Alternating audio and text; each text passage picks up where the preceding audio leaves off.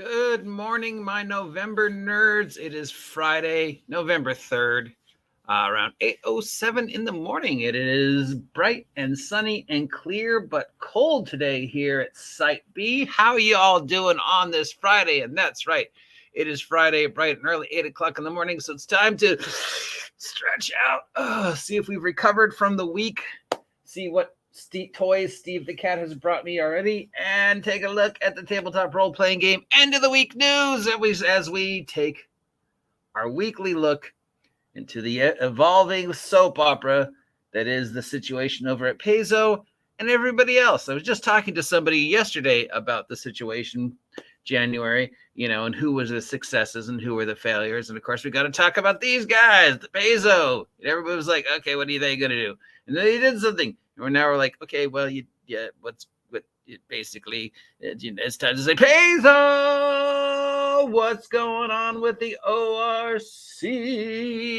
and Remastered Core 2? And we got some news. First off, on the community blog, since the last time we checked, they announced that they're doing more weekly Lore Master adventures. That's for the Paizo organized play, or the Lore Master thing that they're doing with their new app. That's basically a Paizo Pathfinder Trivial Pursuit app. A lot of talks here about iconic encounters. Nothing really that applies to us. Mostly, hey, this is what I think is an iconic encounter, and this is what I think you should do with the iconic encounter. It's like, well, you know what? That's sort of subjective, what you think an iconic encounter is, and I think an iconic encounter in the terms of Paizo fantasy or fantasy in general might be two different things. Like, I think, running into a dragon. I think that's all. It's probably the most iconic, top tier, number one on the list when you associate with fantasy role playing. It's like, what? Dragon? I would say dragon. I mean, it's in the name, Dungeons and Dragons. So, yeah. Okay. Survey results, blah, blah. These surveys results were posted yesterday. This is the continuing surveys and field tests they're running for Starfinder 2nd Edition and Pathfinder 2E Core. Let's see. There is some bipping and botting being with changing heritages in Starfinder 2, it looks like. Most of this seems to be about Starfinder 2. Changes to all these different things. Here, as of today, here are the new heritages. Androids, Barathu,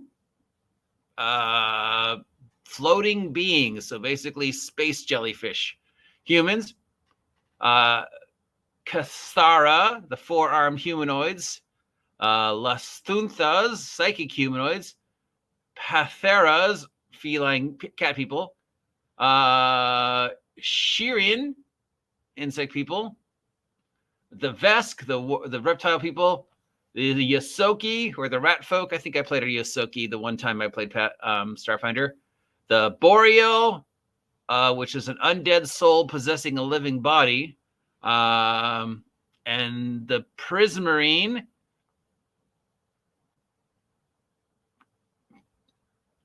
basically beings who can enter the drift hyperspace on their own, I guess. I don't know. The only one of these I recognize are the Vesk and the Yoski. I guess all these are either new or I don't remember them from playing Starfinder.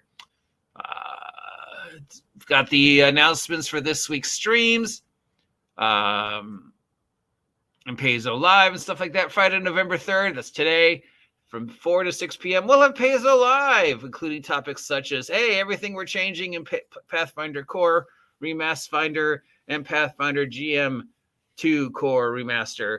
And then we'll talk about Pathfinder 2 2nd Edition and when we're going to have the remaster launch. It might be launching, it looks like November 15, or at least we'll have more information on it on November 15th. But I don't know. I mean, it sounds like it's ready to go. And then this month's organized play updates. Pathfinder Society Adventure 5.06 and 5.07 are both now available for digital release. Starfinder Society Adventures 6.10 and 10 are also available for digital release on the Pathfinder Organized Play site. They'll be at PAX Unplug. They'll be changing some rules for sanctioned Pathfinder Remastered cores, and GM recognition coins have been handed out again for this week. For congratulations to Amy Tracy, Robert Weisenhall, Amber Howell, and Jim Dix, who are now all campaign service coin GMs of the thing. And basically, it's all organized play stuff. Nothing really that applies to us. Let's go to this. We got some reviews. Hopefully your cold gets better. You're sounding a bit bunged up, fella. Oh, that's just allergies, dude. But thanks. That's just the curse of living in my head.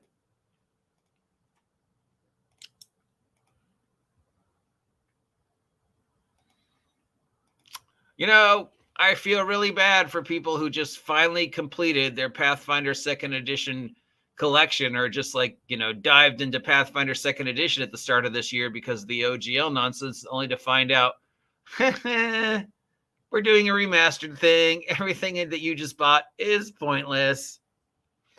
All right, so the Pathfinder 2nd Edition Remastered Core 2 Electric Boogaloo project is coming to an end, might even be done. And the first thing we can tell about it is it's clean and well organized. Well, yeah, the Pathfinder 2 Player's Handbook is kind of a mess. It could definitely use a little house cleaning. I don't know how much, though. I mean, it's there's only so many ways you can clean up the Player's Handbook. I mean, if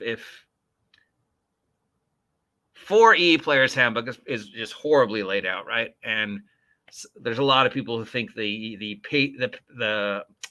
Palladium stuff is laid out really bad. I'm one of those. So how do you fix the layout? How do you fix the layout in Pathfinder 2nd Edition Remastered so it's cleaner than Pathfinder 2nd Edition now? I mean, it's laid out pretty nice. Obviously, less is more. I think is the only thing you could maybe fix in the layout is present information, but not, without 10 lines of lore. I think most people who are playing Pathfinder 2E and are investing in the remaster understand +1 every other level. So those are like little bits and things you could take out, 2 lines as opposed to 5 lines to say the same basic thing. And maybe just, where you place things. But the placement's pretty perfect. I mean, you got, you could probably get rid of the whole, what is Pathfinder? What is role-playing section? I don't know, man. Looks like they got rid of ability scores and replaced them with attributes. All attributes start at 0 and get boosts and flaw during character creation depending on Australian class. It doesn't mean that every Elvish will look the same, though, because lots of boosts can place in whatever attribute you want. When you get to level 5, you get 4 more boosts to your attributes can place wherever you want. Once an attribute gets to +4, it takes 2 boosts to raise it by 1. So they've gotten rid of stats and replaced it with the attributes. So, like 14 strength gives you +1 to anything that's strength related. Well, they're like, you know what? Who actually pays attention to that? I don't care what your strength is. I want to know what your attribute is. So what is your strength bonus right now? Your attribute bonus is like +1. Okay, yeah. I don't know. What do you feel? Do you feel it's cooler to say I have an 18 strength, or do you see it's cooler to say I have +4 to all my strength rolls? I don't know. There's a lot of built-in psychology up to the stats. We love the high stats. We love trying to find ways to play the low stats. I don't know. Feels very gimmicky, but ancestries, backgrounds, and classes. They've added the Lashy and Orc ancestry. Classes have been cut back down to 8: Bard, Cleric, Druid, Fighter, Ranger, Rogue, Witch, and Wizard. Why the fuck do you need Wizard? I mean, Witch. Get rid of Witch. I could cut it down to 7: Bard, Cleric, Druid, Fighter, Ranger, Rogue, and Wizard. Notice what's missing. Paladin is missing. I guess they feel they can't have a Paladin anymore because it's exclusive to Wizards, or they're going to release it in a splat book, or Paladin's now a subclass of Cleric. Druid's also missing, though Druid could be a subclass of Cleric as well. Does Bard need to be its own class then? Couldn't Bard just be a subclass of Rogue, and it could just be, Cleric, Fighter? Oh, the Druid is there. I just didn't see it. Sorry. It's just Fighter, Rogue, Wizard, Cleric. Make Witch a subclass of Wizard. Make Druid a subclass of Carrot. And Paladin is a subclass of Fighter. No Barbarian. A lot of feats were moved around or changed.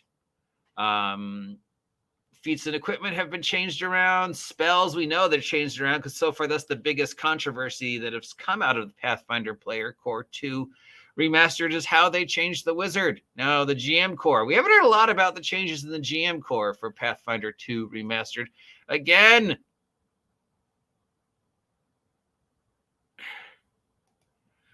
here we go.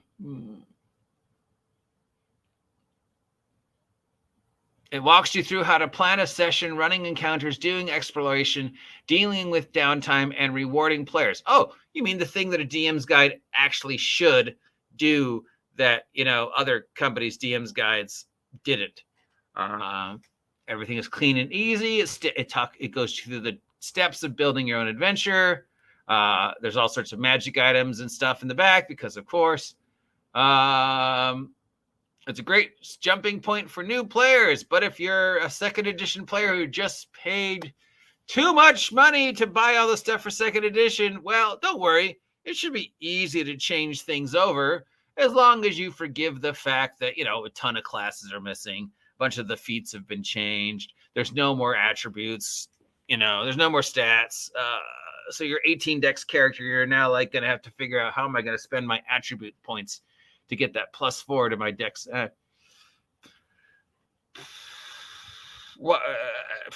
I guess they figure, well, we need to stop being compared to D&D, so let's get rid of 18 strength and just replace it with +4 strength, because, that's less OGL. This is the same logic they went into when saying, we're getting rid of Drow Elves because we don't want to, be affected by Wizards of the Coast copyright on Drow Elves.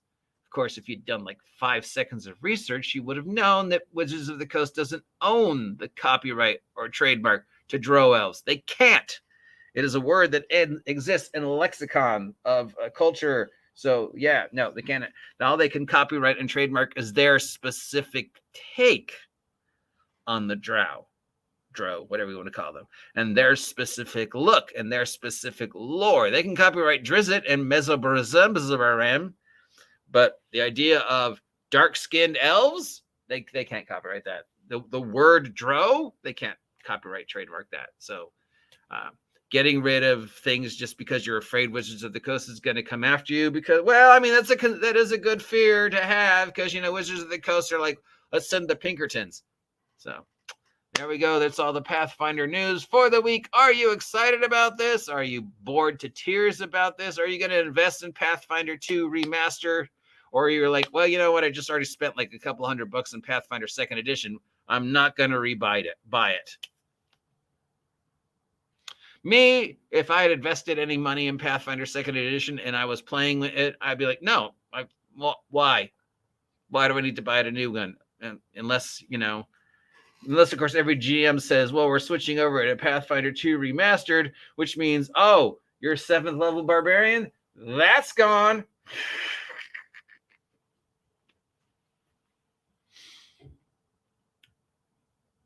That's it for today with Pathfinder news, Paizo news, Starfinder news. We know the Starfinder 2 Remastered's coming out, but we also know Starfinder 2 2nd Edition's coming out, so don't buy Starfinder 2 Remastered because 2nd Edition's coming out. And man, yeah, again, I just feel sorry for all the people who just spent all that, just jumped on the Pathfinder 2 bandwagon at the beginning of this year, only to find out, oh, screw you. You got to buy everything all over again. I'm the OGGM. If you appreciate the nonsense that regularly comes out of my mouth, like you, Joe Koo, let me know. If you haven't subscribed yet, please subscribe. Help me hit 2,000 subs by the end of the year. We still have time. And I'll talk to you all later.